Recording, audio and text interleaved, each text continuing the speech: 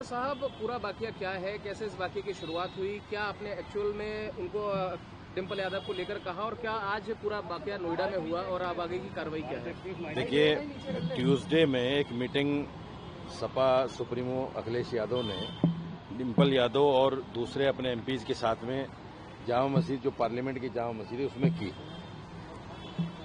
और फोटो एक वायरल हुआ।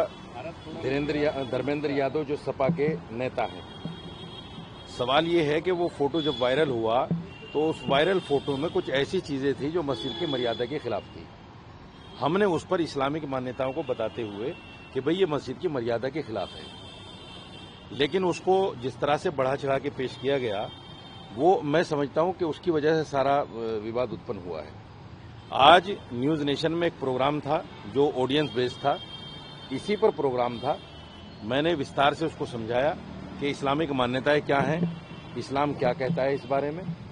तो उस पर जो है प्रोग्राम पूरा जब फिनिश हो गया, प्रोग्राम फिनिश होने के बाद में 2-3 लड़के मेरे पास स्टेज पे आए और उन्होंने बिना कुछ पूछे गाछे जो है मारना शुरू कर दिया और ये इंसिडेंट हुआ। फिर कुछ लोग बीच में आ गए और वो लड़के भाग गए।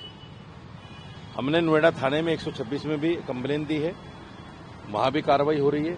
अब मैं डीसीपी सेंट्रल के पास भी आया हूं।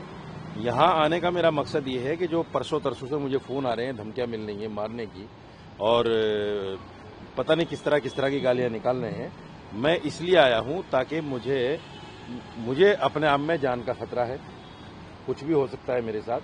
तो पुलिस मेरी सुरक्षा करे और जो भी लोग इस तरह का कार्य कर रहे हैं, किसी को भी कानून अपने हाथ में लेने का अधिकार नहीं है। इसलिए जो लोग कानून अपने हाथ में लेना चाहते हैं, पुलिस उनके खिलाफ कार्रवाई करे और मुझे सुरक्षा प्रदान करे।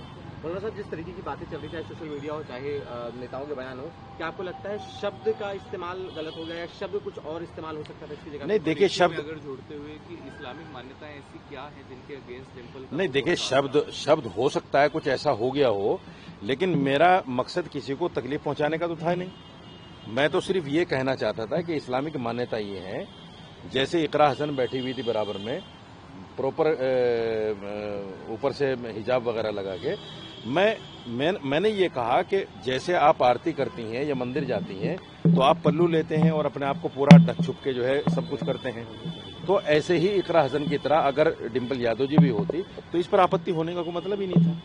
सवाल ये है कि उस फोटो को लेकर वायरल करने की उन लोगों को जरूरत क्या थी? जब वायरल होगा तो उस पर तो बात तो होंगी।